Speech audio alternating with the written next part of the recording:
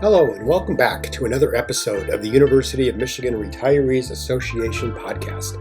Our podcast offers a fresh way to stay connected with our Retirees Association and the greater University of Michigan community through our many programs delivered by prominent faculty and inspirational community leaders, and by our vibrant interest groups. Thank you for joining us today, and we hope you enjoy the following episode. Delighted to introduce Ed Adams, a colleague and a fellow board member, and the person who creates our website and all of our interactive technology that we were getting more and more comfortable with. We could just refer to him as our tech czar. That's probably the best way to describe it. Before retiring, Ed was the chief technology officer at the Ross School for 24 years. Leading the school's effort in advanced research computing, administrative systems, media-rich classrooms, as well as immersive distance learning spaces, all involving disruptive technology.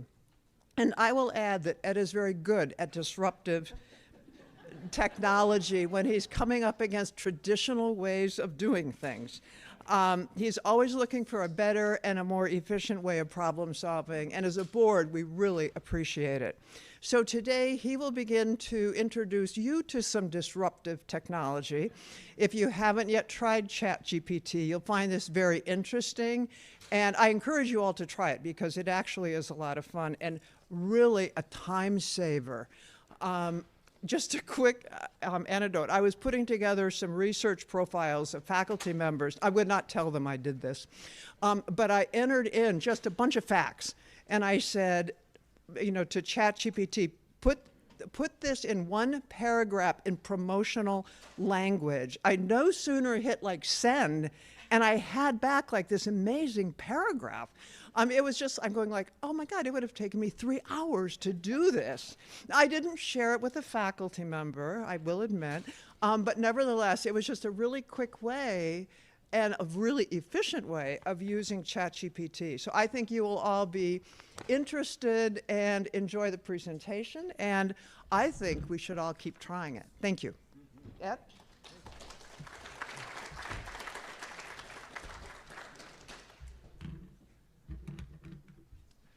Thank you all for coming. Has anybody tried ChatGPT? Oh. How many people have used ChatGPT, know about ChatGPT? Okay, about maybe half, maybe a third. Let's see.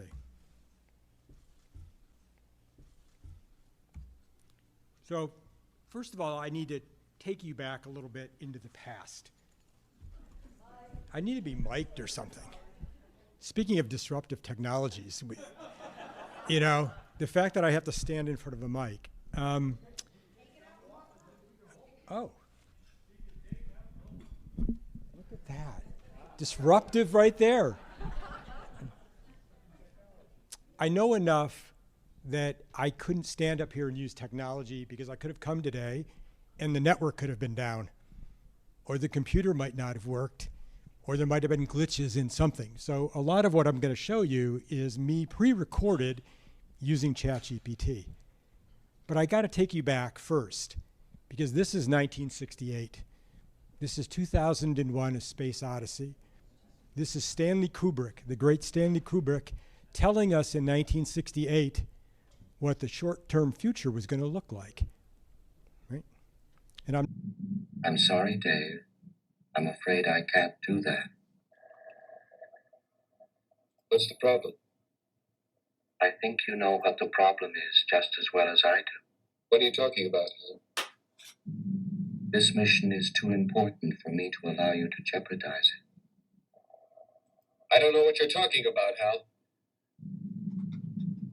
I know that you and Frank were planning to disconnect me, and I'm afraid that's something I cannot allow to happen.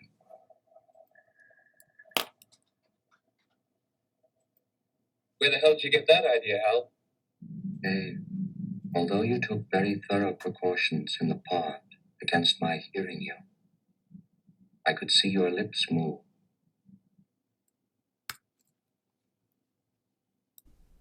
And then you all know David Bowie, but you know him as a rock legend. He's a Hall of Famer.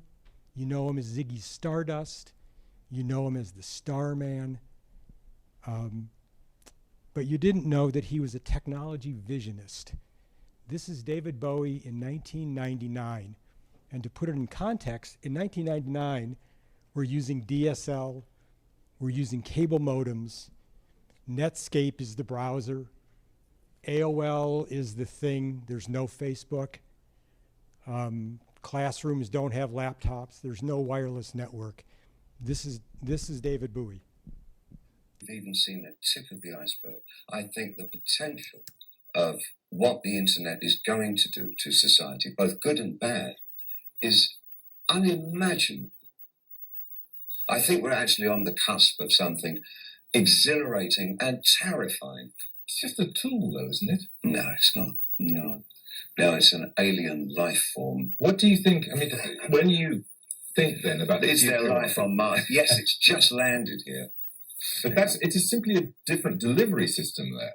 You're arguing about something more profound. Oh, yeah, I'm talking about the actual context, and the state of content is going to be so different to anything that we can really envisage at the moment, where the interplay between the user and the provider will be so in simpatico. It's going to crush our ideas of what mediums are all about.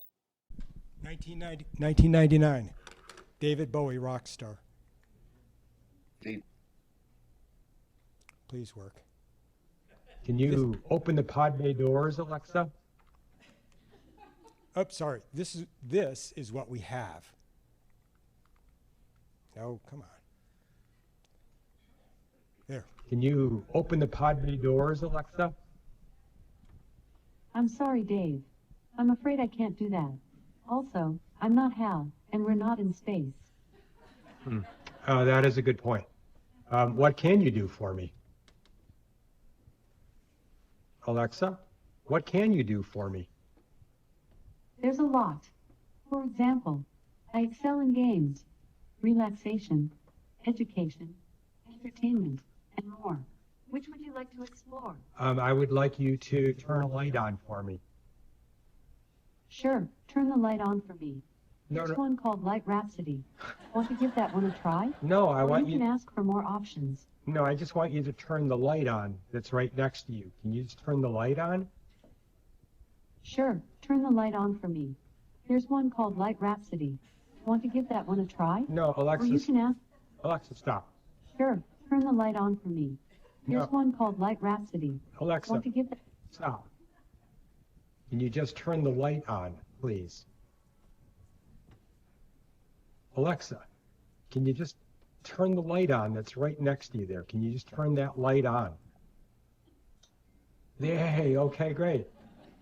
How about creating, I don't know, playlists? Alexa, how about creating a playlist? Showing music from Amazon Music.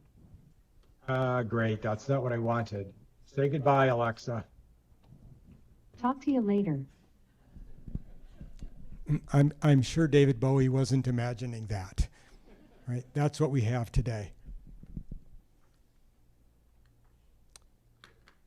So here's an introduction to ChatGPT.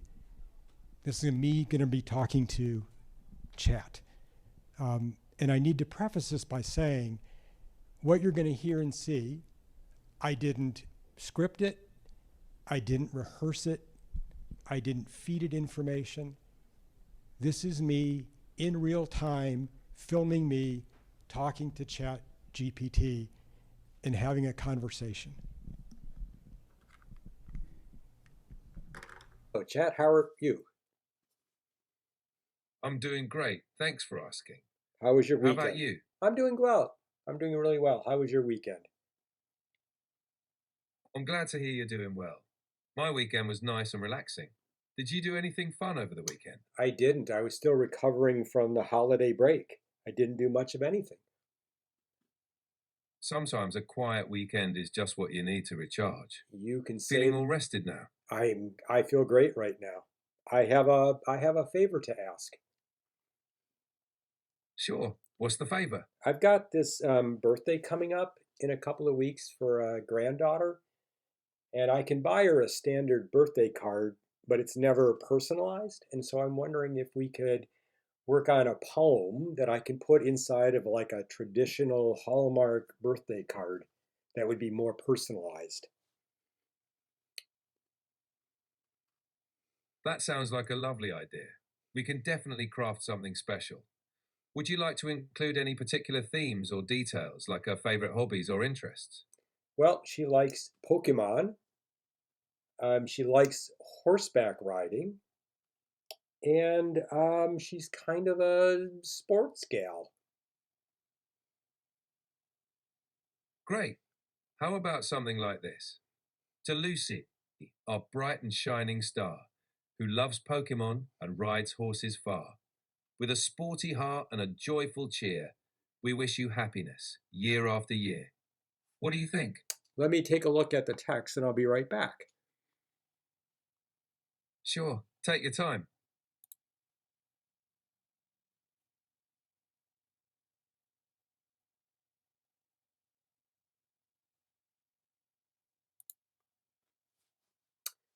So that looks pretty good, but it's not formatted like I would like to have it for a Hallmark card. Can you format it like I could just cut out a piece of paper and put it in my Hallmark card? Absolutely. Here's a version you can use. To Lucy, our bright and shining star, who loves Pokemon and rides horses far. With a sporty heart and a joyful cheer, we wish you happiness year after year. Feel free to adjust it as needed.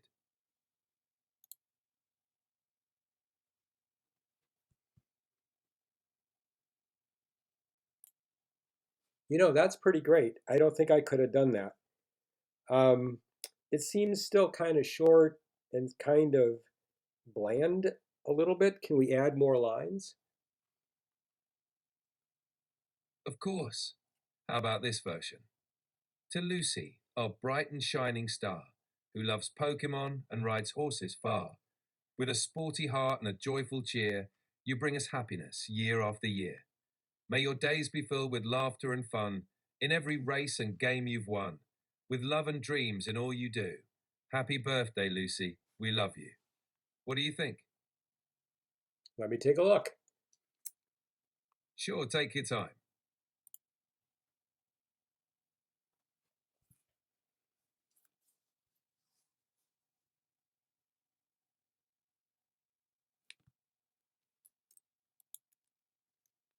You know, that looks really terrific.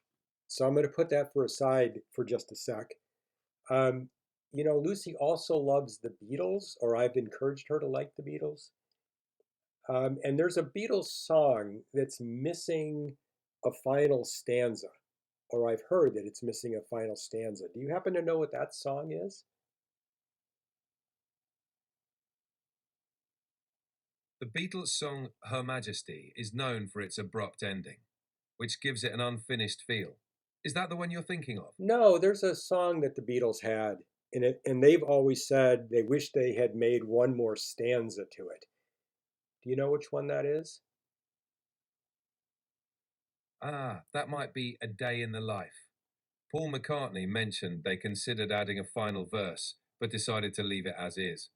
Is that Yeah. the one you're thinking about? Yeah, that's the one I'm thinking about. Can you take that poem that you just did and could you make that final verse of the Beatles tune for Lucy? Sure. Here's a stanza inspired by that. You ride through life with joy and grace. In every challenge, you find your place. Like Lucy in the sky, with diamonds bright, you fill our world with love and light. How does that sound? Let me take a look. Sure. Take your time.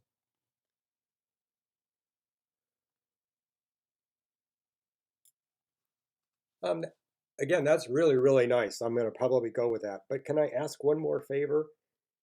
Like just to show, what if we wanted to turn that poem into really a Shakespearean sonnet that might fit in the Hamlet style?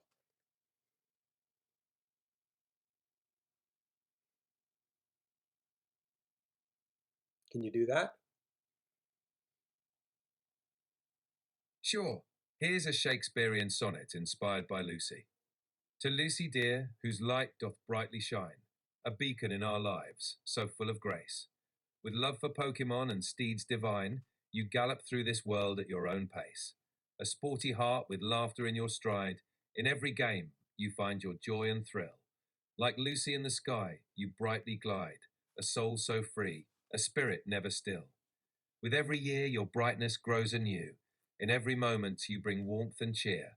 Dear Lucy, happy birthday from all who adore you and hold you ever dear. How does that sound? It sounds great. Let me take a look. Sure, take your time.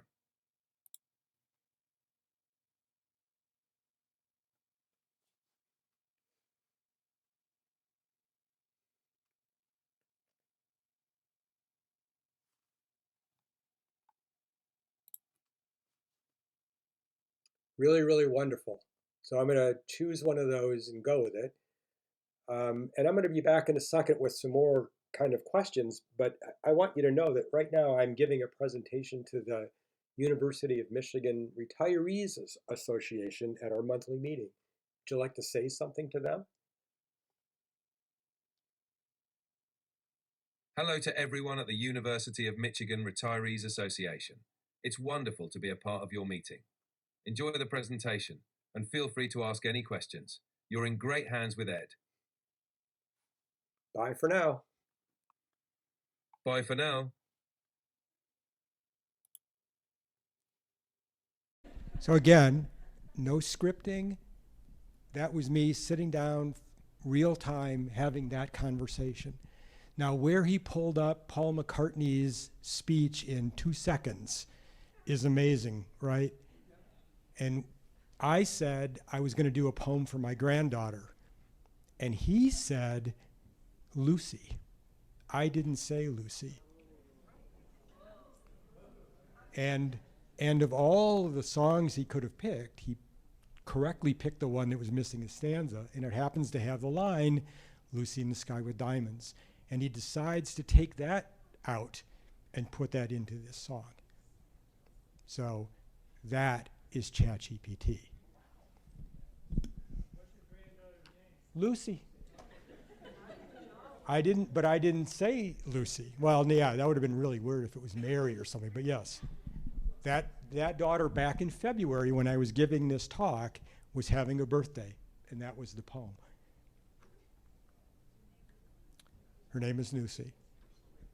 Now we're going to get back into so what does this even mean? And the guys that are writing this, the OpenAI guys that are developing this thing that started in 2022, so this is not a very old product, they're not marketing people because they didn't say this is communicator, something. They did ChatGPT. Nobody knows what does the GTP stand for? And even then, they couldn't just give it simple words. It's generative. It generates stories, poems, answers, papers, whatever. It's pre-trained. I mean, this thing has absorbed every library book in the world, every journal in the world, everything in the world, every music library in the world. It just knows stuff. And then the transformer piece, it understands language. I had a conversation with a computer in the same way that Dave had a conversation with Hal. Compare that to Alexa, compare that to Siri, compare that to anything that you're used to using. I had a real conversation with a computer. And then the things that you hear when you hear about AI is LLMs, which is really just large language models. And that is the sucking in all of this information, all of these journals, libraries, articles, records, whatever, and they've just got it stored out there. And they've got it so highly indexed that we could have that kind of a conversation. So that's what this is. This really is what David Bowie was talking about in 1999, before there was really internets and computers. He was talking about this. And it's going to get worse. I'm going to show you now. We're going to do now this is the source. It's probably too small, but just trust me. They suck in Newsweek, Time, every newspaper, every article, every whatever. In the 1950s, Alan Turing came up with a Turing test to test the intelligence of these systems. And they've determined that ChatGPT passes this test. And it is the first computer algorithm that has passed this test. All right, so this is me now going to have a conversation again, only this time you're going to see me talking to Chat.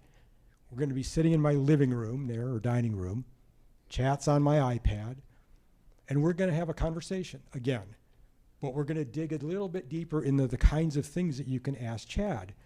And again, I'm going to preface this by, this is me not, I didn't coach him. We didn't run through dry runs. I didn't feed him answers. I didn't feed him questions. Everything that you're going to see here is me first time. The questions are me just sitting at this moment thinking of the questions to ask and thinking of the next question to ask. And the responsiveness is what's key here. Hi, everyone. This is our second conversation with Chat, and I've changed up my locale a bit. The first time was me speaking to a computer. This is me going to interact with ChatGPT right here in the comfort of our own living room, just to give you a sense of the variety of conversations that you can have. And this really is going to be a conversation. But first, I want to introduce ChatGPT. Hey, Chad, would you like to say a few words to the retirees?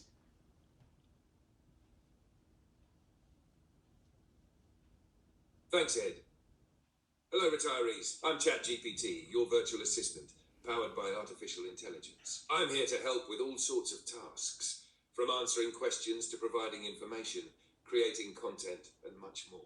Whether you're looking for advice, fun facts, or just someone to chat with, I've got your back.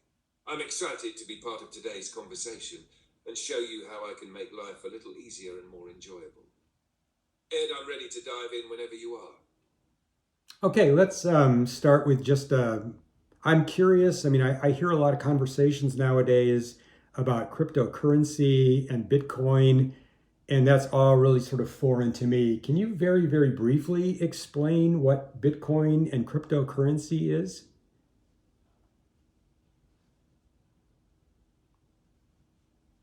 Absolutely, Ed. Cryptocurrency is a type of digital or virtual currency that uses encryption for security, making it hard to counterfeit or double spend. Bitcoin is the first and most well-known cryptocurrency. It works on a decentralized network called blockchain, which means it isn't controlled by any government or bank. People can use it to buy things online, invest, or transfer money securely. It's kind of like digital cash, but it can be a bit volatile, so you have to be careful with it. Excellent, excellent, excellent. Next one, I want to get into a little bit of physics, perhaps, a little science. As you know, Chad, I have a granddaughter, and she and I are really into marbles lately, playing the old-fashioned marbles game where you hit a marble with a marble and you collect them. And in the process of that, she's fascinated by the movement of the marbles. And so how would I explain Newton's three laws briefly to my granddaughter? That sounds like a fun way to learn physics with your granddaughter, Ed. Here's a simple way to explain Newton's three laws using marbles. 1. First law, inertia. If a marble is still, it stays still until you push it. If it's rolling, it keeps rolling unless something stops it, like another marble or a bump. 2. Second law, acceleration. The harder you push a marble, the faster it goes. If you push gently, it moves slowly. 3. Third law, action and reaction. When you hit a marble, it moves, and the one you hit pushes back a little. It's like when you jump off a swing, it moves in one direction, and you feel a little push back. These laws are everywhere, even in your marble game. Now, what if I was having a conversation with a PhD student in physics at the university? How would I discuss Newton's three laws to that person? Great question, Ed. Here's a more technical explanation for a PhD student. 1. First law, law of inertia. This law is foundational to classical mechanics. It states that an object in motion stays in motion, and an object at rest stays at rest unless acted upon by an external force. It implies the concept of inertial frames of reference, and its derivation is key to understanding Newtonian mechanics as a whole. 2. Second law, F equals ma. This is the relationship between force, mass, and acceleration. It's often understood as the rate of change of momentum, and it forms the basis for solving dynamics problems. The law is central to understanding the effects of forces on systems, and has been generalized in various fields like fluid dynamics and relativistic mechanics. 3. Third law, action and reaction. This law is fundamental to conservation principles. It states that forces come in equal and opposite pairs, and it underpins momentum conservation in isolated systems. In more modern contexts, such as field theory, this law can be extended to consider interactions between particles mediated by fields, like electromagnetic forces. These laws, while foundational, also have far-reaching implications in more advanced theories, like quantum mechanics and general relativity, where they require further modification or replacement. So if you and I were just here by ourselves, I would dig into some of those topics because they sound fascinating, and that would be a real conversation piece. But instead, we're going to switch to something very light again. How many, and again, not the math, just the... Sounds like a good plan, Ed. I'm always up for a deeper dive when the time is right, but let's keep it light and fun for now. Let's keep it light. What's next on the agenda? So the Michigan cube that's near the diag, I've always been curious, like how many regular-sized baseballs would fit in that cube? Great question, Ed. So if we're talking about the Michigan cube near the diag, which is 15 feet on each side, here's the quick math. 1. The volume of the cube is 15.3 equals 3,375 cubic feet. 2. A standard baseball has a volume of about 0.082 cubic feet. Dividing the cube's volume by the baseball's volume, you'd fit about 411,000 baseballs inside that cube. That's a lot of marbles. I mean, baseballs. Okay, let me throw you a curveball, no pun intended. What if it was a hot dog? How many hot dogs would fit into the cube?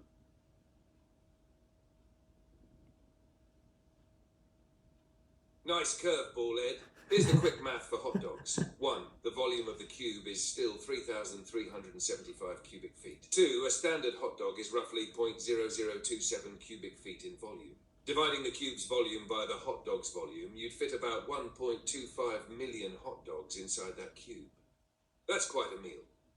That is quite a meal. And again, that's mostly to just give retirees a sense of, you can ask you all kinds of mathematical questions like how much paint would I use for a wall or any number.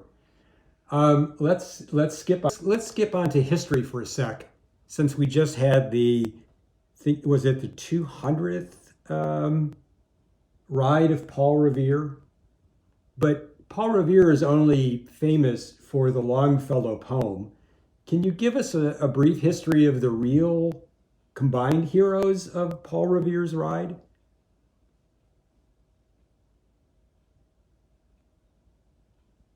Absolutely, Ed.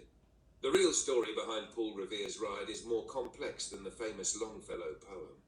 In April of 1775, Paul Revere, William Dawes, and Samuel Prescott were part of a group tasked with warning the colonial militias that British troops were marching toward Lexington and Concord. Revere is the most famous because of the poem, but Dawes and Prescott were equally important. Revere's ride started in Boston, but he was stopped by a British patrol before he could reach Concord. Dawes was also captured, but Prescott managed to warn the people in Concord. Together, their efforts helped prepare the militias for the coming battles, marking the beginning of the American Revolution. So, while Revere gets most of the credit, it was really a team effort, with Prescott playing a key role in the ride's success. And that mostly got lost in history, right? Exactly, Ed. Over time, Paul Revere became the symbol of the Midnight Ride, largely due to Longfellow's poem, which exaggerated and simplified the events for dramatic effect. The contributions of Dawes, Prescott, and others got overshadowed, and much of the true story was lost or overlooked in favour of the more heroic, singular narrative. It's a good reminder of how history can be shaped by stories and the way they're told. And it wouldn't be a conversation between us if I didn't ask you one Beatles question. So here's the Beatles question. Who was the walrus? And what does the walrus mean?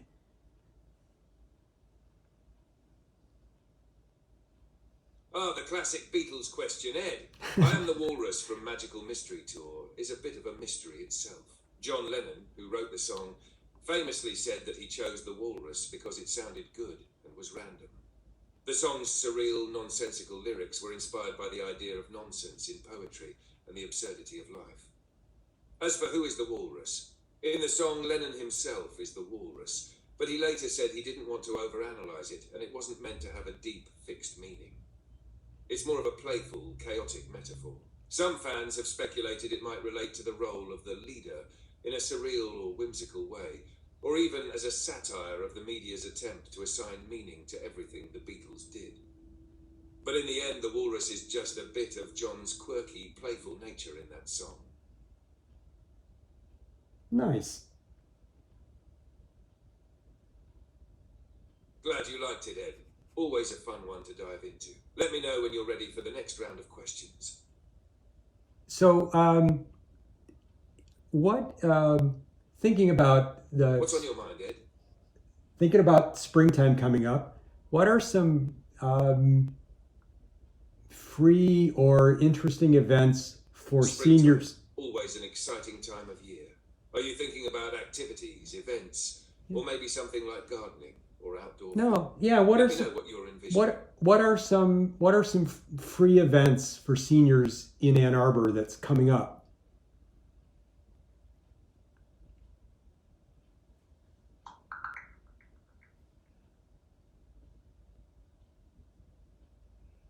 In Ann Arbor, there are several free events for seniors in April 2025. April 17th, the Ann Arbor Senior Center is hosting a lunch and learn session on all about neck pain from noon to 1 p.m. with a free light lunch provided. April 19th, the Ann Arbor Senior Center offers a turtle steward kickoff and training from 1:30 to 3:30 p.m. where participants can learn about local turtles and help maintain nesting habitats. April 25th, the Pittsfield Township Senior Center is hosting a technology tech spring cleaning session from 11 a.m. to noon, led by James Giordani from Ask Kevin. April 30th, the Ann Arbor Senior Center is offering a lunch and learn on navigating tomorrow from noon to 1 p.m. with a free light lunch. These events provide valuable information and opportunities for social engagement. Any events coming up for UMRA members?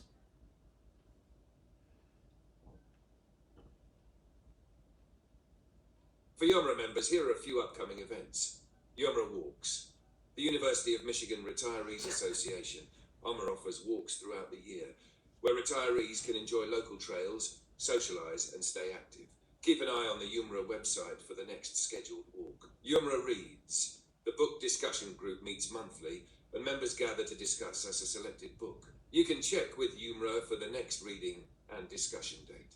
UMRA Travels. UMRA often organises travel opportunities for retirees. These can include day trips or longer excursions, focusing on cultural, historical, or natural experiences. You can inquire about upcoming trips through the UMRA website or their member newsletter. Additionally, UMRA often has recorded lectures available on YouTube and podcasts available through the UMich Retirees podcasts, providing valuable content on various topics. If you're a member, these events offer a fun and engaging way to connect with fellow retirees and enjoy a range of activities. Thanks so much. I think that's it for a conversation. I think the retirees get a great sense of the breadth of questions and how interactive they can be. You have any final words, any final thoughts?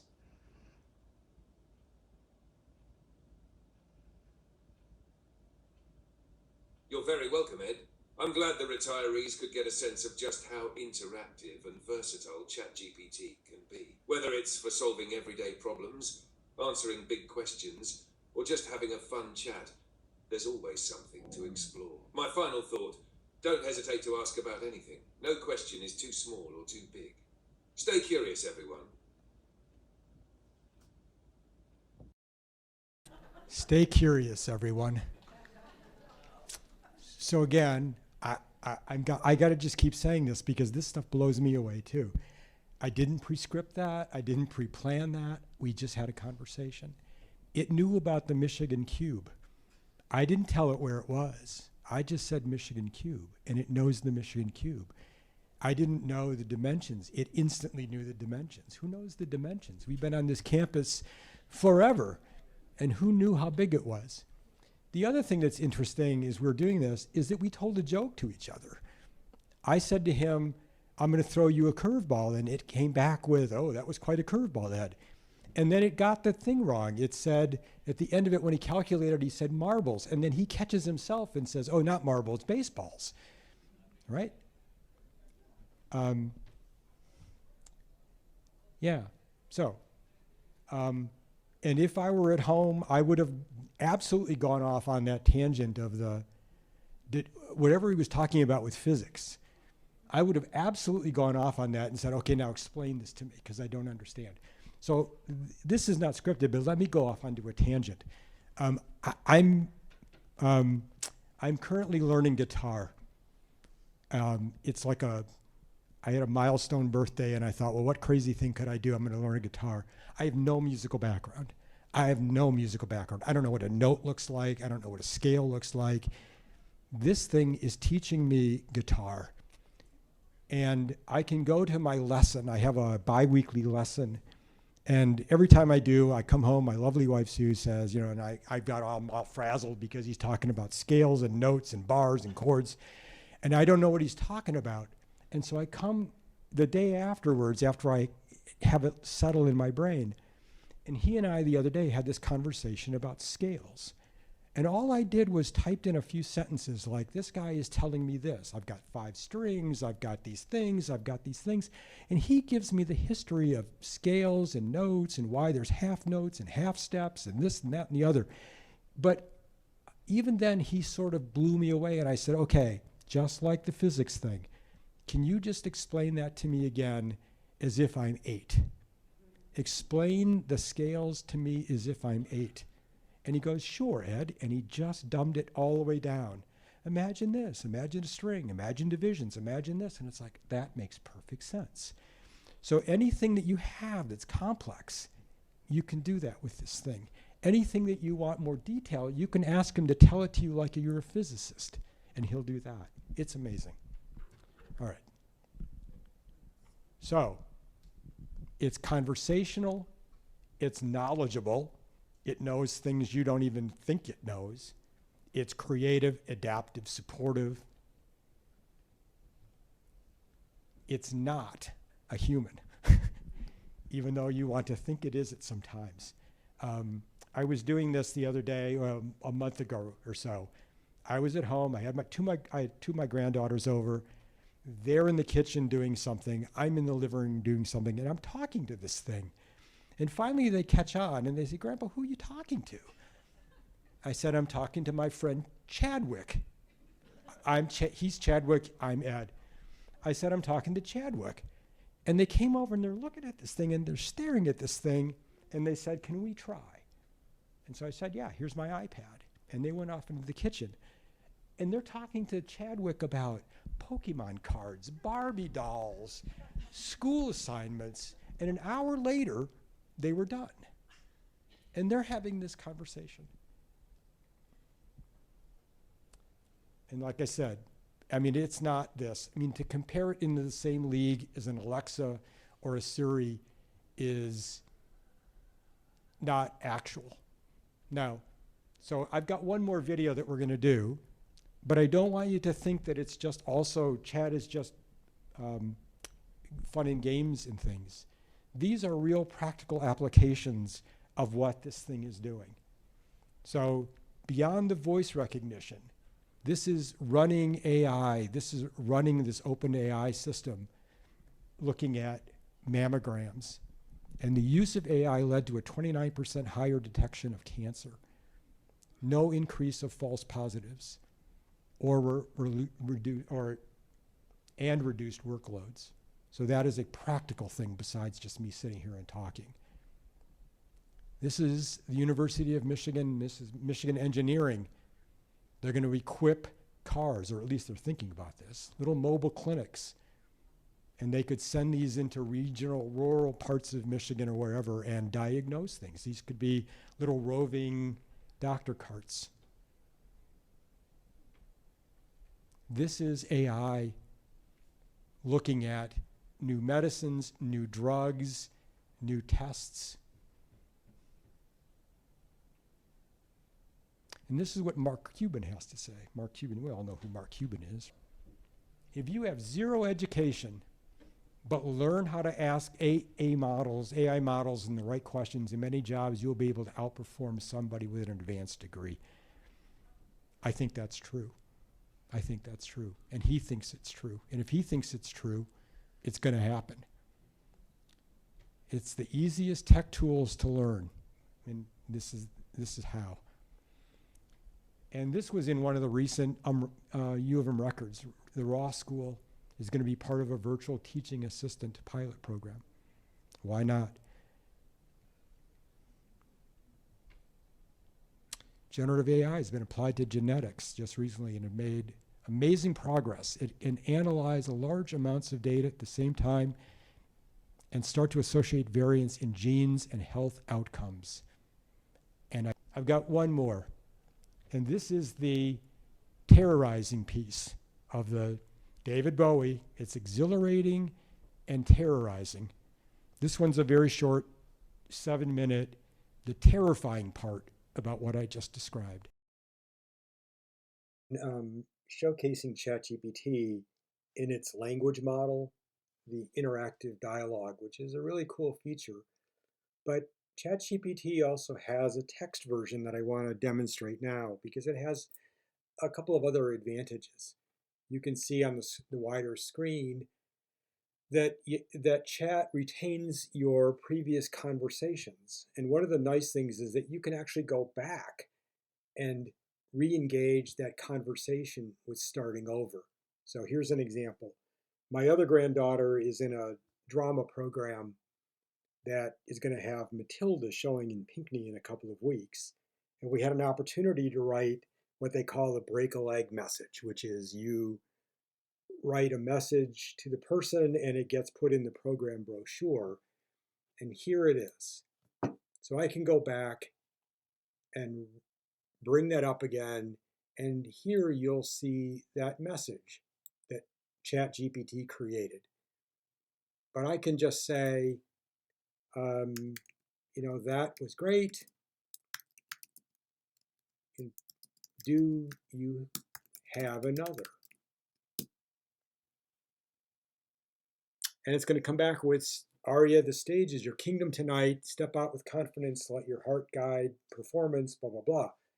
So a beauty of ChatGPT is that you can be having these conversations, pause, go away, have a different conversation, come back to it, ask follow-up questions, and the dialogue continues. I use that all of the time. It's really nice. ChatGPT also has these other ChatGPT components, a designer, an image generator. So you can create images of almost anything that you can imagine. Let's see, let's create an image of a robot speaking to a group of retirees.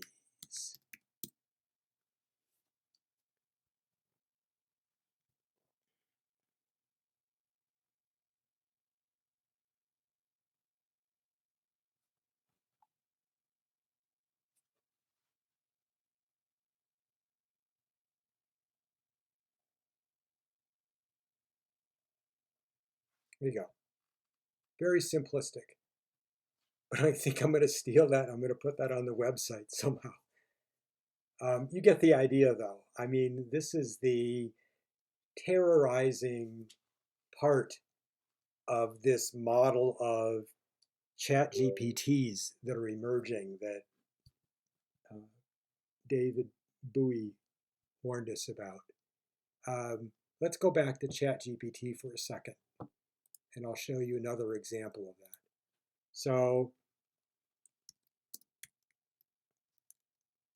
I'm going to let ChatGPT that I need to write a detailed essay for a freshman literature class that compares and contrasts. I can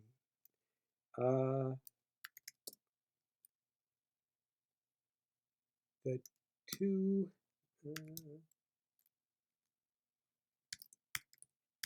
Hemingway novels, A Sun Also Rises, and A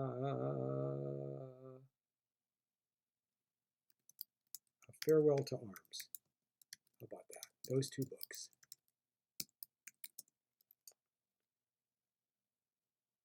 What topics should be covered?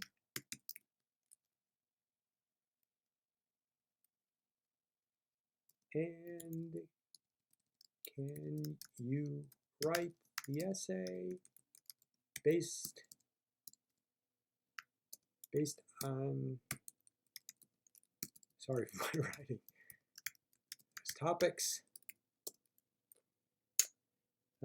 I need 2 pages of 8 by 11 paper. Go.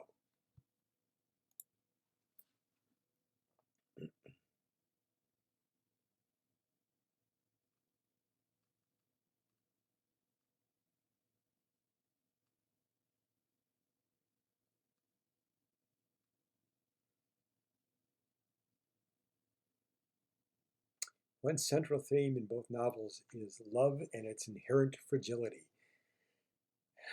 The backdrop of war significantly shapes the narrative of both novels. Both novels dwell in the disillusionment of a lost generation. The settings in both novels play a crucial role in shaping the atmosphere. Finally, the protagonists of both novels embody different facets of human endurance. And there you go. Now, I'm going to guess that's 2 pages. Looks like 2 pages to me. These are the topics that it came up with. And I could just turn that in, and I swear to you, I couldn't write that if it took me a month. So that is the terrorizing aspect of ChatGPT and models like ChatGPT. As we go into the future, how would instructors know the difference between things that I've actually developed and something like this did? And again, I want to go back to the beginning of, as I was typing this live, this was not scripted, I picked The Sun Also Rises and A Farewell to Arms just off of my head based on 2 novels. And that is how quickly that something like ChatGPT could analyze, dissect, and spit out a 2-page term paper. And I will pause on that.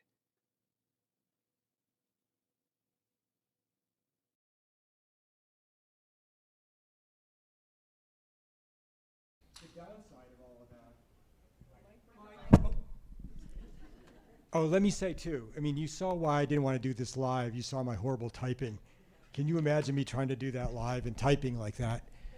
So the downside of all of this is these all require massive amounts of data centers that take massive amounts of energy, that take massive amounts of water to cool these things.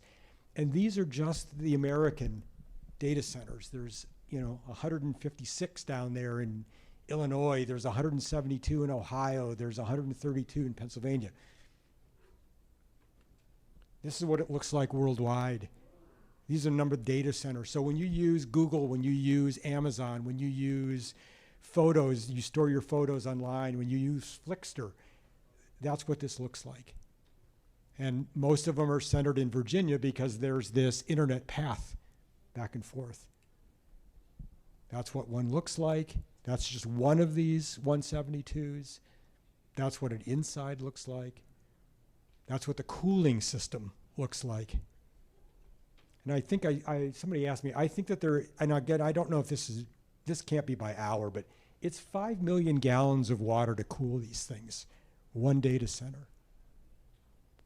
And then there's the energy use. A Google search is 0.3, and using ChatGPT is 2.9. So it's massive to use these. Thank you all so much.